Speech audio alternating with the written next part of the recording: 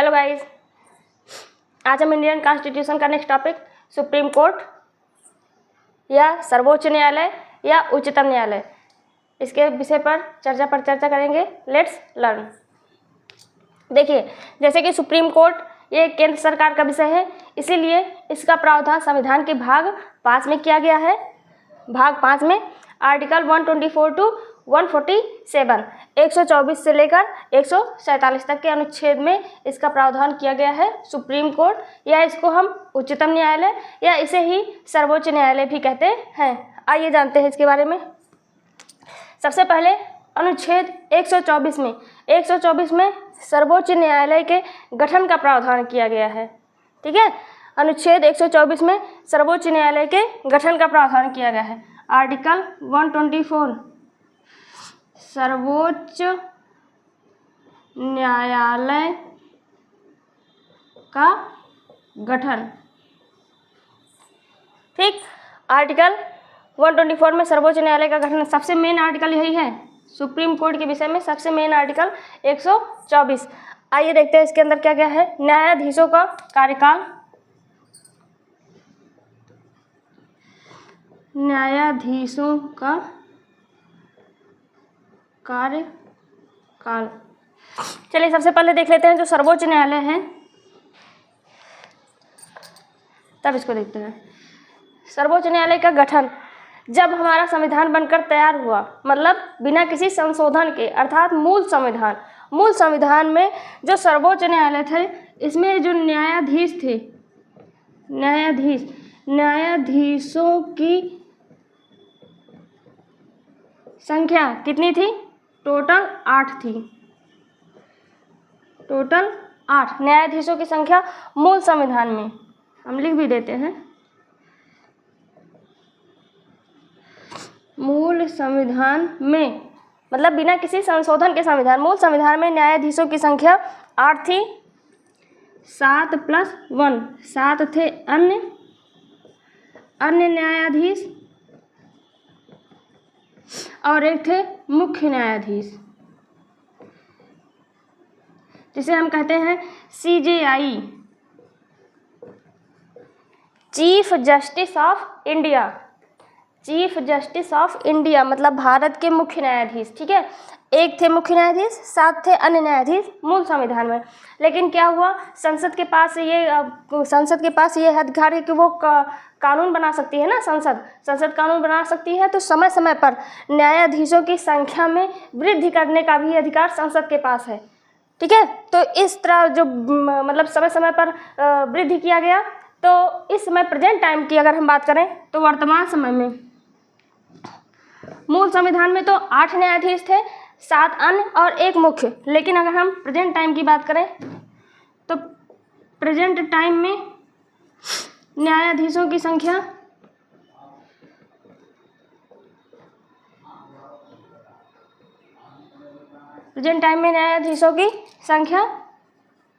34, 33 अन्य न्यायाधीश, ठीक है, और +1 मुख्य न्यायाधीश, जिसे हम कहते हैं CJI, chief justice of India. 33 अन्य न्यायाधीश, एक मुख्य न्यायाधीश। इस प्रकार से प्रेजेंट टाइम में कुल 34 न्यायाधीश हैं जो सुप्रीम कोर्ट में। ठीक है, SC में, SC भी कहते हैं, SC सुप्रीम कोर्ट, सर्वोच्च न्यायालय या उच्चतम न्यायालय, सब एक ही है। तो प्रेजेंट टाइम में 34 हैं, जबकि मूल संविधान में 8 थे। 34, 33 अन्य न्यायाधीश, एक मुख्य न्यायाधीश। एक मुख्य न्यायाधीश का नाम हमें हमेशा याद रखना पड़ता है ना, कि प्रेजेंट टाइम में भारत के मुख्य न्यायाधीश, सर्वोच्च न्यायालय के मुख्य न्यायाधीश कौन है। ठीक है, तो DY आपको मतलब इसको कमेंट करके बताना है कि प्रेजेंट टाइम में 50वें मुख्य न्यायाधीश कौन है। नीचे कमेंट बॉक्स में कमेंट करके इसको आंसर आपको बताना है। चलिए आगे देखते हैं। ये तो हो गया न्यायाधीश के बारे में कि उनका गठन कैसे कैसे हुआ, प्रेजेंट टाइम में कितने हैं। आगे देखते हैं न्यायाधीशों का कार्यकाल। हम कार्यकाल लिख देते हैं, आप न्यायाधीशों को समझ लीजिएगा। न्यायाधीशों की अगर हम कार्यकाल की बात करें, तो इनके कार्यकाल 6 वर्ष या 65 वर्ष जो भी पहले हो। एक मुख्य पॉइंट याद करिए, 6 वर्ष या 65 वर्ष जो भी पहले हो। अब इसका क्या मतलब है 6 वर्ष या 65 वर्ष? देखिए अभी तो हम आगे बढ़ेंगे तब समझेंगे इसको। योग्यताएं में इसको भी समझ लेते हैं तब उसको समझ जाएंगे आप। योग्यताएं, न्यायाधीश बनने के लिए योग्यताएं सबके लिए सबसे पहली योग्यता एक ही रहेगी, वह भारत का नागरिक हो। दूसरी योग्यता क्या है कि किसी भी हाई कोर्ट, उच्च न्यायालय में कम से कम 5 वर्ष तक जज का काम किया हो। ठीक है, न्यायाधीश किसी भी हाई कोर्ट में कम से कम 5 साल तक न्यायाधीश के पद पर रहे हों। किसी भी हाई कोर्ट में कम से कम 5 वर्ष तक न्यायाधीश रहे हो। और किसी भी हाई कोर्ट में कम से कम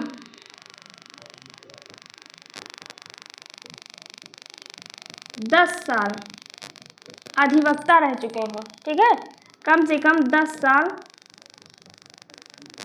अधिवक्ता रह चुके हों।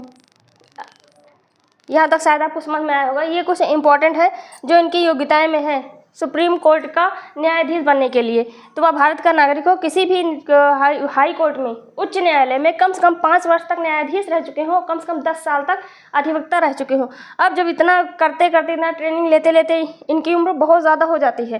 ठीक है, तो ये कभी मान लीजिए 60 साल में न्यायाधीश बने। ठीक है, सुप्रीम कोर्ट का अगर 60 साल में न्यायाधीश बने तब 65 वर्ष आने में 5 ही साल बचेंगे ना, तो इसीलिए कह दिया गया कि 6 वर्ष या 65 वर्ष जो भी पहले हो।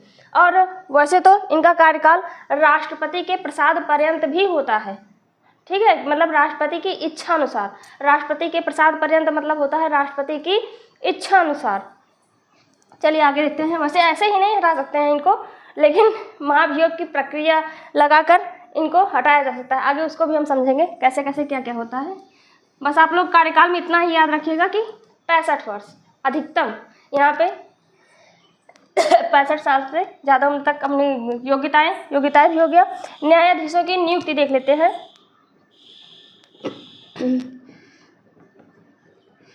न्यायाधीशों की नियुक्ति, अब इसको थोड़ा सा समझ लेते हैं। ये क्या है?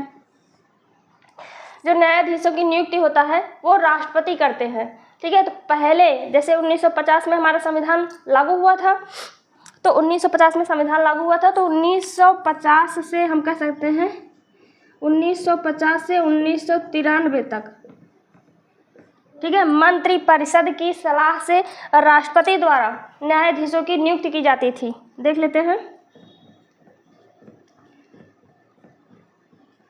मंत्रिपरिषद की सलाह से राष्ट्रपति द्वारा इनकी नियुक्ति की जाती थी न्यायाधीशों की।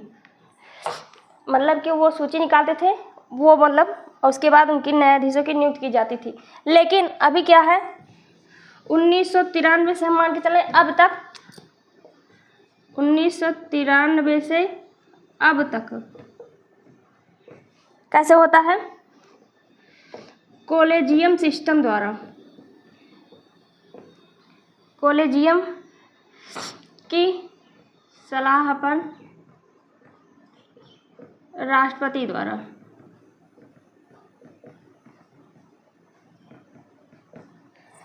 अब देखिए एक शब्द आया कॉलेजियम, ये क्या है?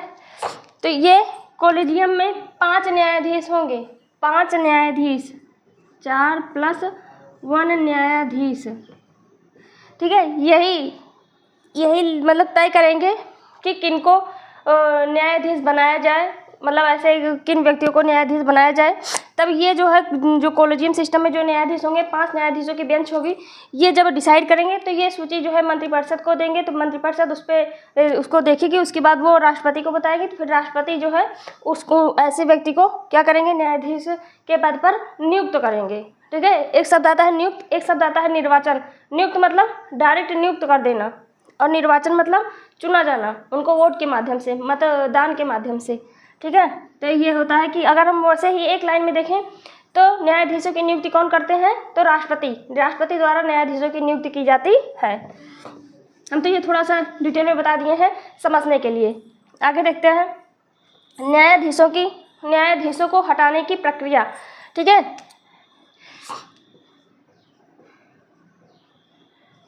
न्यायाधीशों को हटाने की प्रक्रिया ये क्या है? देखिए, इनको महाभियोग लगाकर हटाया जा सकता है या दो आधारों पर और हटाया जा सकता है। एक होता है साबित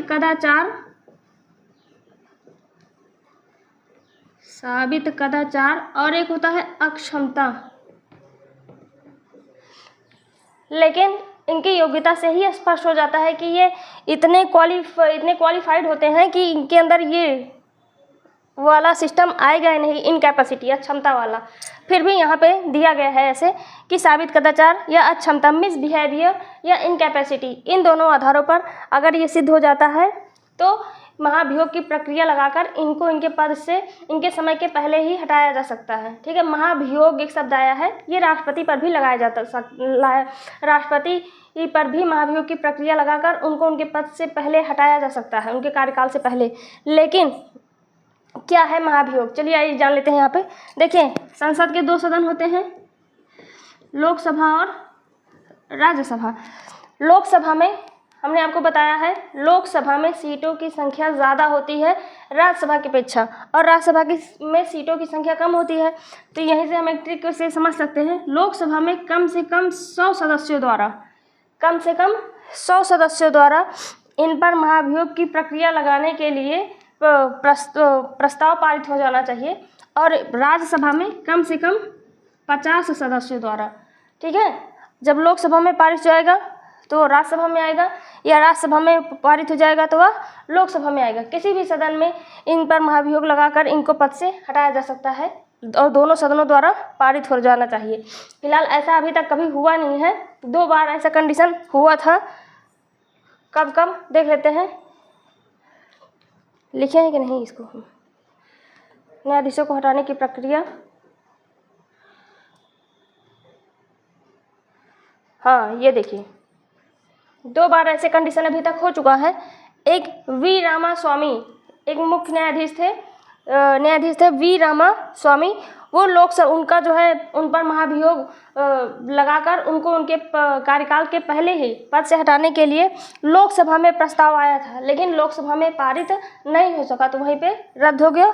और उसके बाद एक न्यायाधीश थे दीपक मिश्रा, उनको उनके पद से कार्यकाल से पहले ही हटाने के लिए राज्यसभा में प्रस्ताव लाया गया था, राज्यसभा में 50 सदस्यों द्वारा, लेकिन जो राज्यसभा के सभापति हैं उनके द्वारा ही उस प्रस्ताव को खारिज कर दिया गया। ठीक है, अब यहाँ पे आप लोग कमेंट बॉक्स में कमेंट करके बताएंगे कि प्रेजेंट टाइम में राज्यसभा के सभापति कौन है। आगे देखते हैं। देखिए, हमारा क्वेश्चन पूछने का मकसद ये होता है कि आप लोग वीडियो को सही से देख रहे हैं, उसको समझ रहे हैं कि नहीं। अगर आंसर कमेंट बॉक्स में कमेंट करके उसका आंसर देंगे जो क्वेश्चन हमने पुटअप किया है, तो हम इतना समझ जाएंगे कि आप लोग वीडियो सही से देख रहे हैं। चलिए आगे देखते हैं। अनुच्छेद 125 में क्या कहा गया है? न्यायाधीशों के वेतन एवं भत्ते, आर्टिकल 125 वेतन एवं भत्ते। सबसे पहले तो जान लेते हैं कि इनके वेतन एवं भत्ते भारत की संचित निधि से दिए जाते हैं। भारत की संचित निधि पर भारित होते हैं वेतन एवं भत्ते। वेतन एवं भत्ते एक होते हैं मुख्य न्यायाधीश,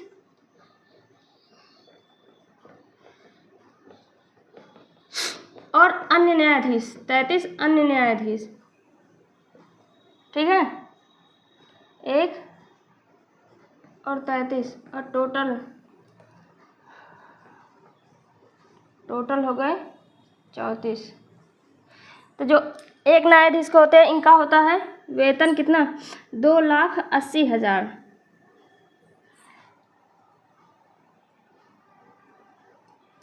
और इनका होता है 2,50,000।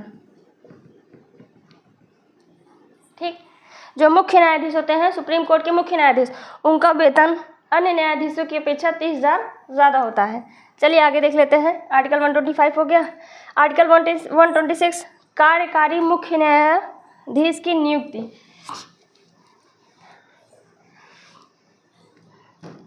25 हो गया। 126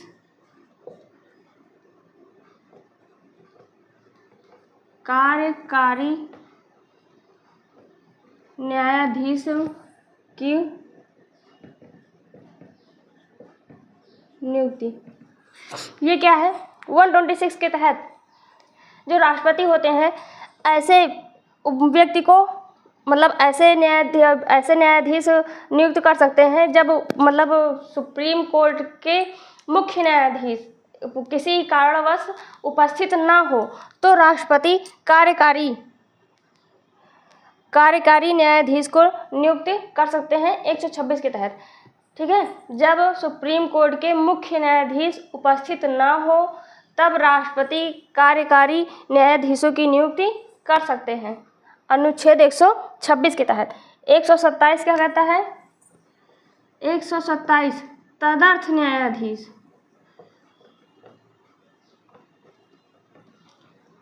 तदर्थ न्यायाधीशों की नियुक्ति।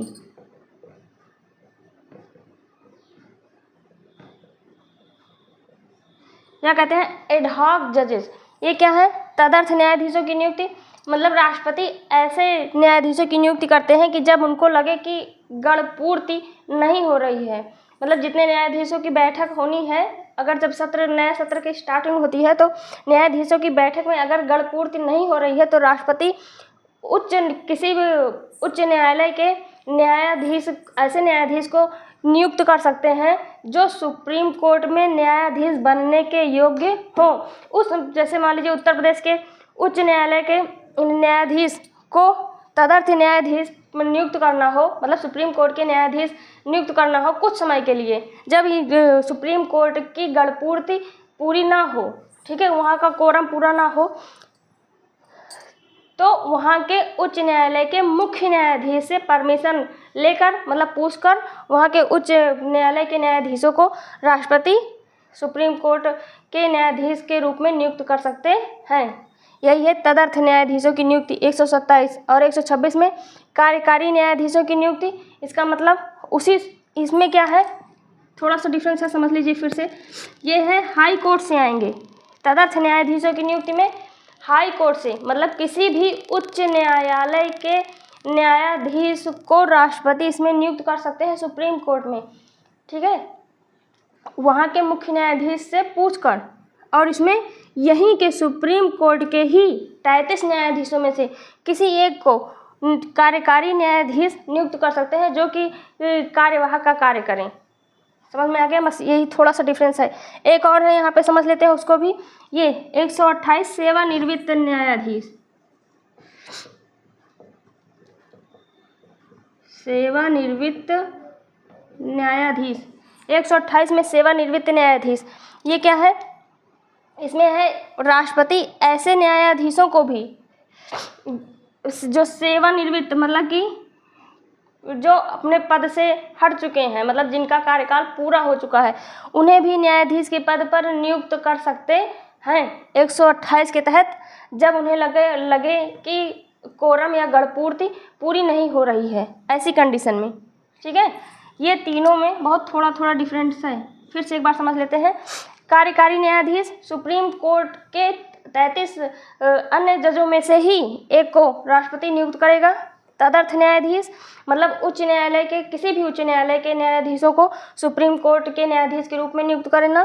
सेवानिवृत्त न्यायाधीश ऐसे न्यायाधीश को राष्ट्रपति नियुक्त करेंगे जो अपना कार्यकाल पूरा कर चुके हों, सेवानिवृत्त हो गए हों, उन्हें भी न्यायाधीश के पद पर नियुक्त कर सकते हैं जब राष्ट्रपति को ऐसा लगे कि गणपूर्ति या कोरम पूरा नहीं हो रहा है तब। आई थिंक आपको समझ में आया होगा ये तीनों। आगे देख लेते हैं आर्टिकल 129 अभिलेखीय न्यायालय।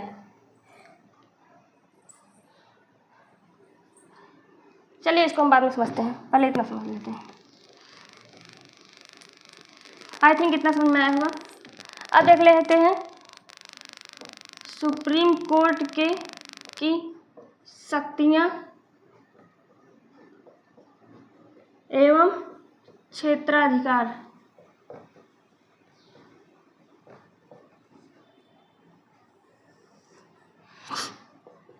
इसमें क्या है, आर्टिकल 129 अभिलेखीय न्यायालय।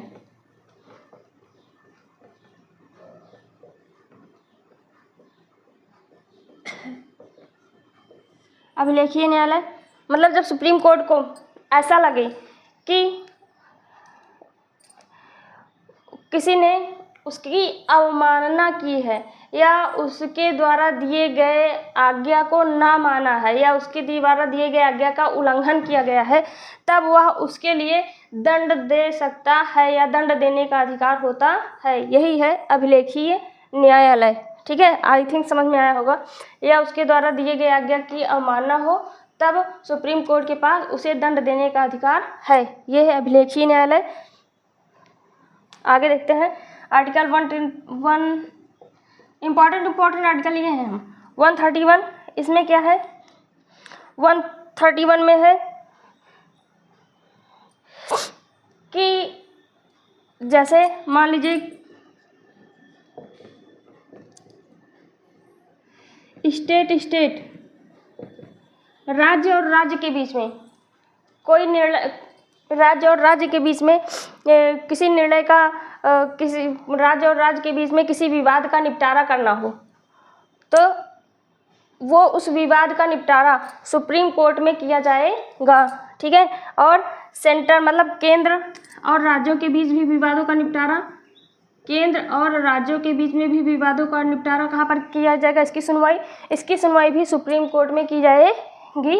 और जब ऐसी कंडीशन हो कि केंद्र और राज्य, देखिए केंद्र राज्य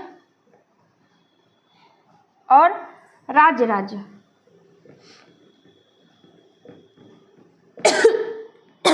जब ऐसी भी कंडीशन यहाँ पे भी किसी विवादों का निपटारा किया जाए तो फिर इसकी भी सुनवाई सुप्रीम कोर्ट में ही होगी। देखिए राज्य में जब कोई किसी भी विवादों का निपटारा होगा, मान लीजिए उत्तर प्रदेश इलाहाबाद उच्च न्यायालय में या और किसी स्टेट के उच्च न्यायालय में, मान लीजिए किसी कारणवश कोई विवाद होगा, जैसे कोई जल विवाद हुआ था ना, कावेरी जल विवाद ऐसे करके, तो उस कोई भी स्टेट के बीच में जब कोई विवाद होगा तो उस विवादों का निपटारा कहाँ होगा, सुप्रीम कोर्ट में। केंद्र सरकार और राज्य सरकार के बीच में जब किसी विवाद का निपटारा करना हो तब भी सुप्रीम कोर्ट में उसकी सुनवाई होगी और इसकी भी सुनवाई सुप्रीम कोर्ट में होगी। ये है आर्टिकल 131 के अंतर्गत।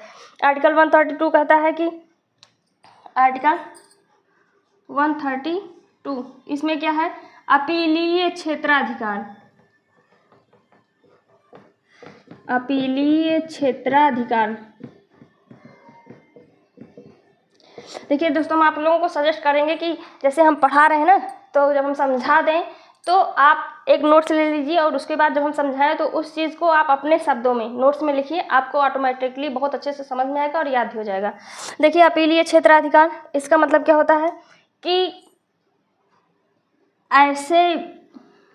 ऐसे वाद या विवाद जिनका आरंभ तो निचली अदालतों में होता है, ठीक है, जिनका आरंभ तो निचली अदालतों में होता है लेकिन उनका जो अंतिम निर्णय होता है वो सुप्रीम कोर्ट द्वारा ही होता है।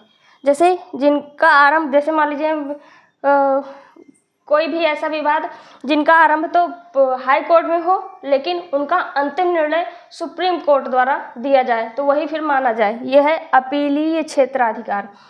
आगे देख लेते हैं 137, ये बहुत इंपॉर्टेंट है। 137 में न्यायिक पुनर्विलोकन की शक्ति। न्यायिक पुनर्विलोकन या पुनर्विचार, इसका मतलब यह होता है कि जो सुप्रीम कोर्ट है वो अपने द्वारा दिए गए निर्णयों पर फिर से विचार करके या फिर से अवलोकन करके अपने द्वारा दिए गए निर्णयों को बदल सकता है। यही है न्यायिक पुनर्विलोकन या न्यायिक पुनर्विचार। आगे देख लेते हैं, ये सब है इनके शक्तियाँ एवं क्षेत्राधिकार। आगे 143 अनुच्छेद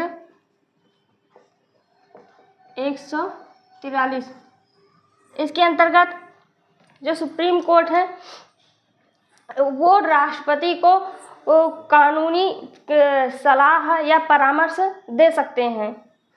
अनुच्छेद 143 के अंतर्गत राष्ट्रपति सुप्रीम कोर्ट से सलाह ले सकते हैं या लेकिन जैसे वो सलाह तो दिए, लेकिन उनकी सलाह को मानने के लिए राष्ट्रपति बाध्य नहीं है। ठीक है, आगे ये हो गया मौलिक अधिकारों का संरक्षक। ये क्या है देखते हैं।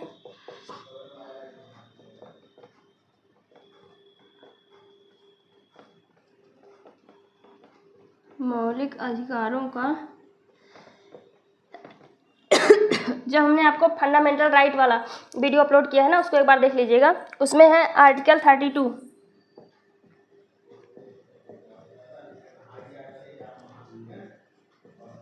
जिसको डॉक्टर भीमराव अम्बेडकर ने संविधान की हृदय और आत्मा भी कहा है। आर्टिकल 32 इसमें 5 प्रकार के रिट जारी किए हैं। उस रिट को अगर मान लीजिए उस रिट का सही से पालन नहीं किया जा रहा है, या उसको किसी के द्वारा हनन किया जा रहा है या शोषण किया जा रहा है, तो उसके संबंध में सुप्रीम कोर्ट में याचिका दायर कर सकता है।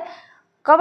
आर्टिकल 32 के तहत। इसीलिए मौलिक अधिकारों का संरक्षक भी कहा गया है सुप्रीम कोर्ट को। आगे इसे संविधान का संरक्षक भी कहा गया है। सुप्रीम कोर्ट को संविधान का संरक्षक भी कहा गया है। संविधान का संरक्षक, संविधान का संरक्षक भी कहा गया है। इसका मतलब क्या होता है? मतलब कि आपको पता है कि सरकार के 3 अंग, व्यवस्थापिका, कार्यपालिका और न्यायपालिका। तो व्यवस्थापिका का मतलब होता है कि किसी भी कानून का निर्माण करना, कार्यपालिका द्वारा उस कानून को बनाया जाता है, और न्यायपालिका द्वारा अगर उनके द्वारा बनाए गए कानून का कोई भी उल्लंघन करता है तो उन्हें दंड देने का अधिकार होता है। तो इसे संविधान का संरक्षक भी कहा गया है कि ऐसा कानून या ऐसी व्यवस्था ना बनाई जाए जो किसी भी संविधान के नियम के विरुद्ध हो। ठीक है, इसीलिए इसे संविधान का संरक्षक भी कहा गया है। भारत में सर्वोच्च क्या है? संविधान। इसी के अनुरूप सभी को काम करने हैं। चलिए आगे देखते हैं। आई थिंक यहाँ तक आपको समझ में आया होगा। ये कुछ इंपॉर्टेंट क्वेश्चन है। सबसे लंबे समय तक CJI chief justice of India YV Chandrachud. सबसे कम समय तक chief justice of India Kamal Narayan Singh. ये मात्र 17 दिन तक। ठीक है, आगे मोहम्मद हिदायतुल्लाह ऐसे CJI थे जो राष्ट्रपति के रूप में कार्य किए हैं। और पहली महिला chief justice of India Fatima Beevi. ये थे कुछ इंपॉर्टेंट।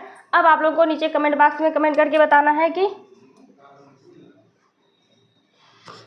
50वें CJI कौन है। Thanks for watching my video. Please like, share and subscribe my channel.